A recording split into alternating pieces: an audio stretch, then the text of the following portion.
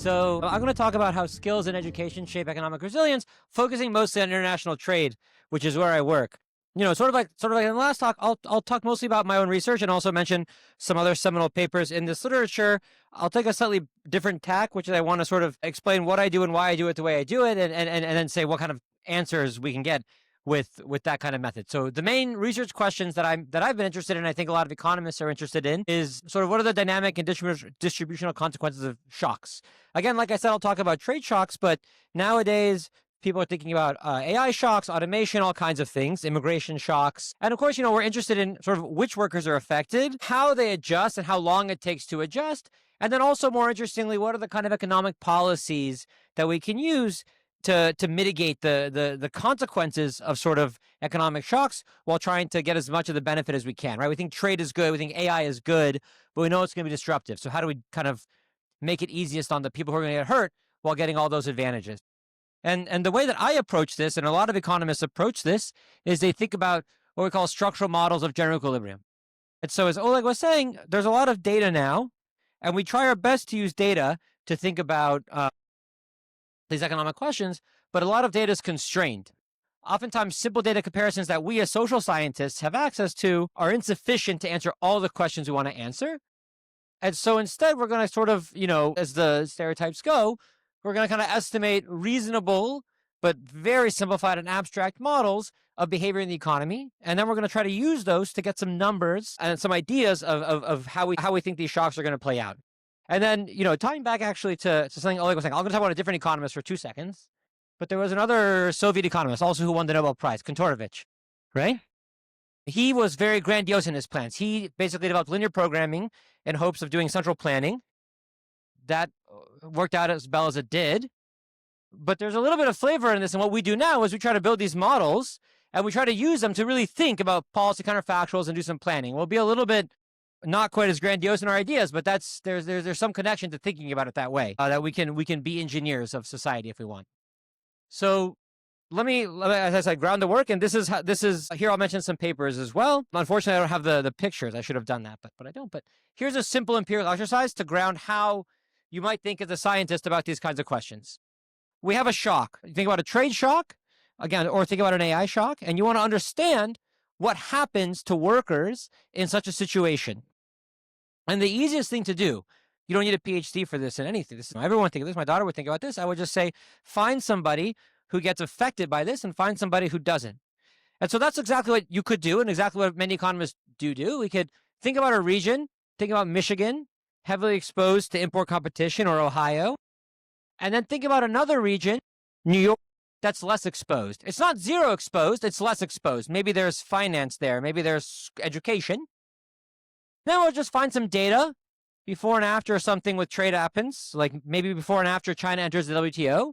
And we're just going to look at how some variables evolve: employment, unemployment, wages, whatever you want to look at.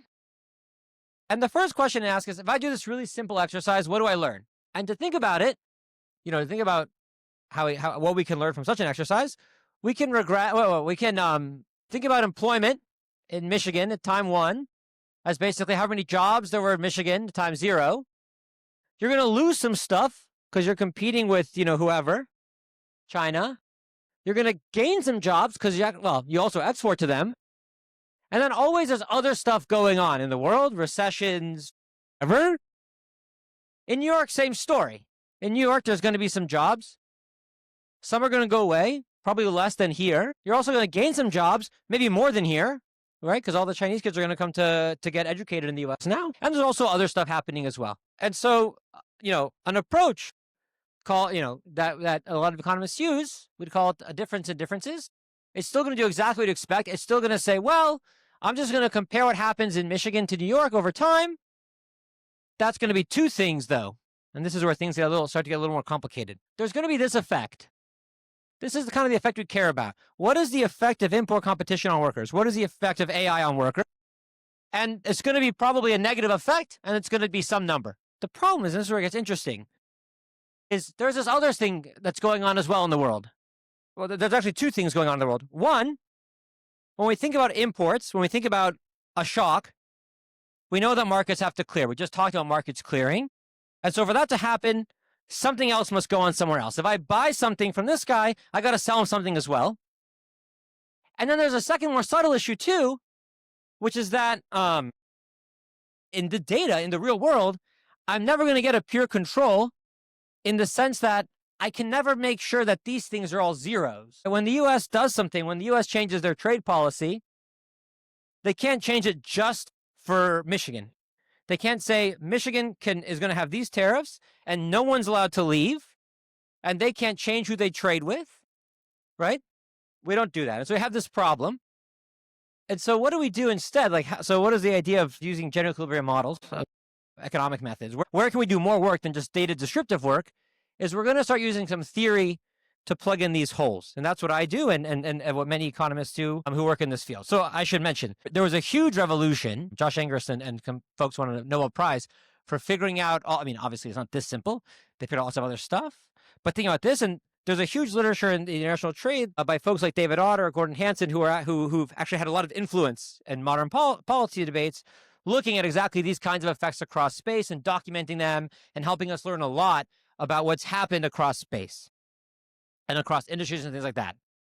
Our question is going to be, how do we sort of disentangle from their work? How do we disentangle all these myriad little effects that are going on in the world? And also, how do we start thinking about policies that the government can enact? Okay. And so, as I said, we're going to use theory to plug in the holes. We're going to build a reasonable model of behavior. And the hope is that this can shed light on some of these aggregate consequences, that we can deal with this problem, that we have no true control. Our models, they're going to explain the data that we do observe, right? And so that's going to be the name of the game here, is I have some stuff that I can learn about the world from observational data as best I can. I'm going to build a model that can match that. And then I'm going to ask it about stuff that I can't observe with observational data. And that's going to be that's what we're going to do. And so with that, I just want to give you a really simple example coming from my own work, a series of papers that builds up these kinds of models and then asks questions about mostly, like I said, different kinds of trade shocks. So here's a very simple model of labor supply. This is you should think of this as the model of a world.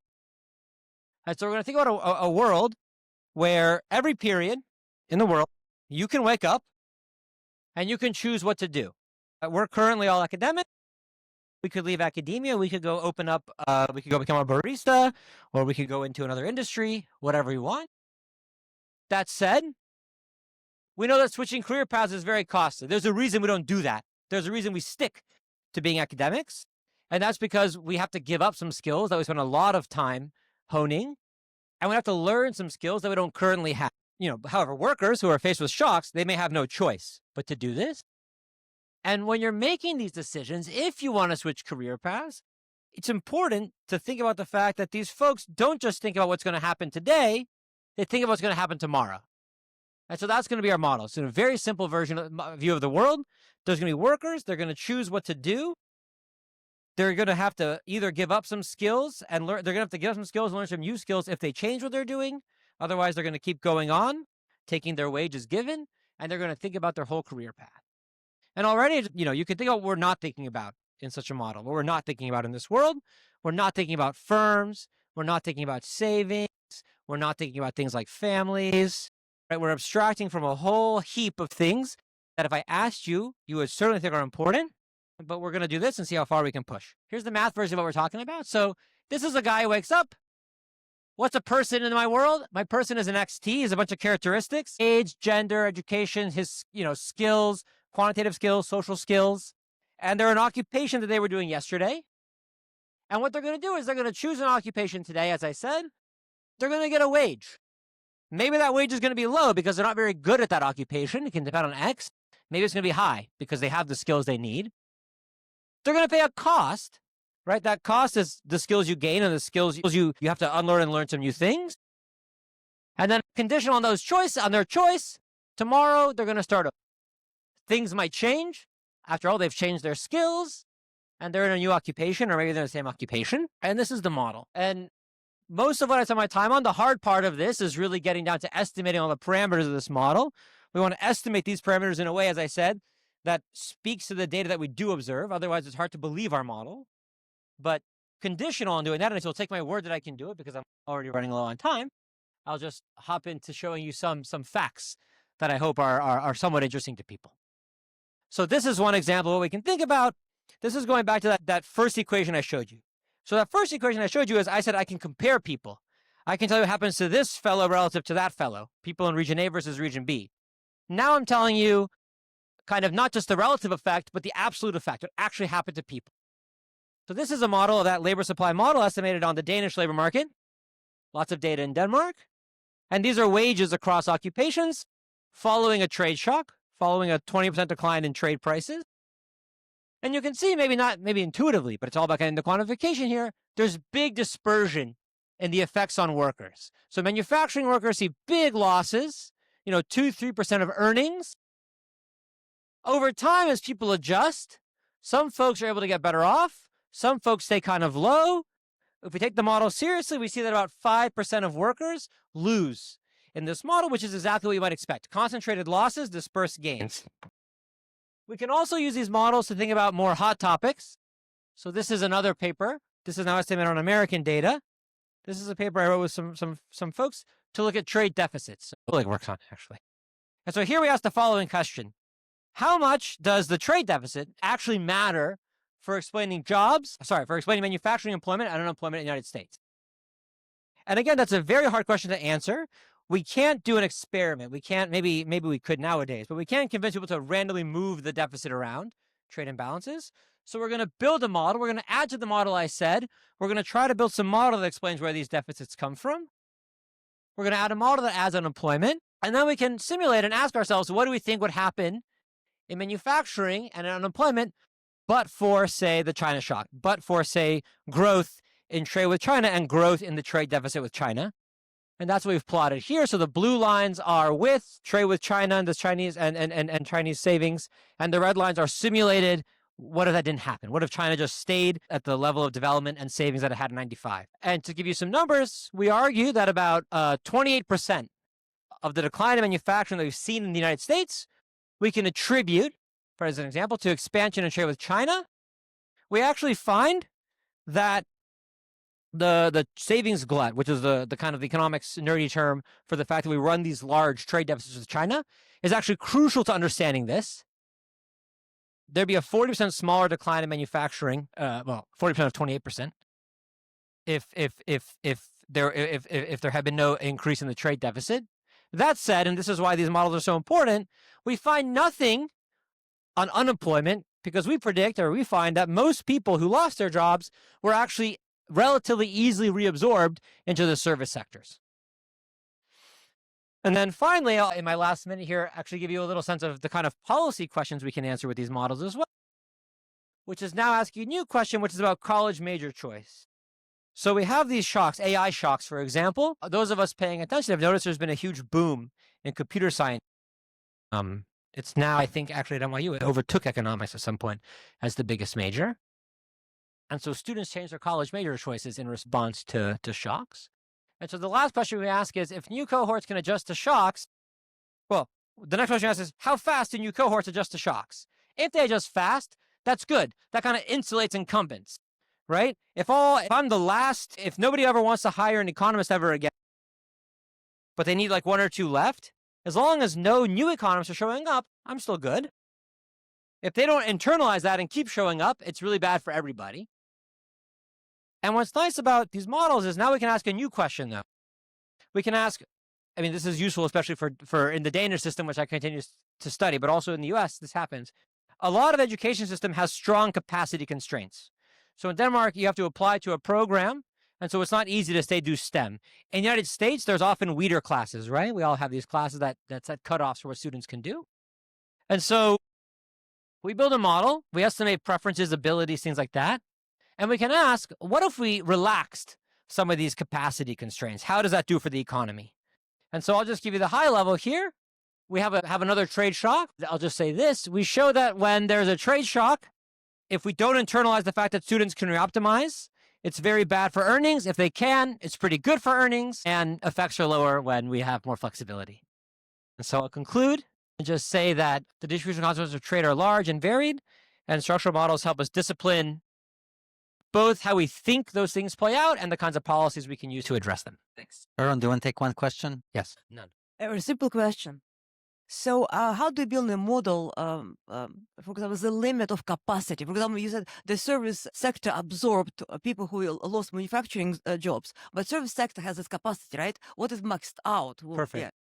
Yeah, so in these models, so that's because I love it because it speaks to how I think about the world, which is you have to think about dynamics. And so in these models, you have these guys have to make investments, they have to open new firms, they have to buy new capital. It takes time for them to find workers. It takes time for workers to find jobs. That's in here. And so in fact, that does show up in the model. There's a little short-term unemployment burst. The issue is that it turns out, I mean, again, this is an empirical statement. Service firms, actually, as opposed to manufacturing firms, find it much easier. They have much thicker labor markets. It's much easier for them to build new firms, and they're much faster at finding new workers. Actually, the empirical reason we don't find a huge effect, that these guys are easily absorbed. Manufacturing is actually quite a high unemployment, very sticky, very expensive to open new factories kinds of sectors. Awesome. Thanks so much.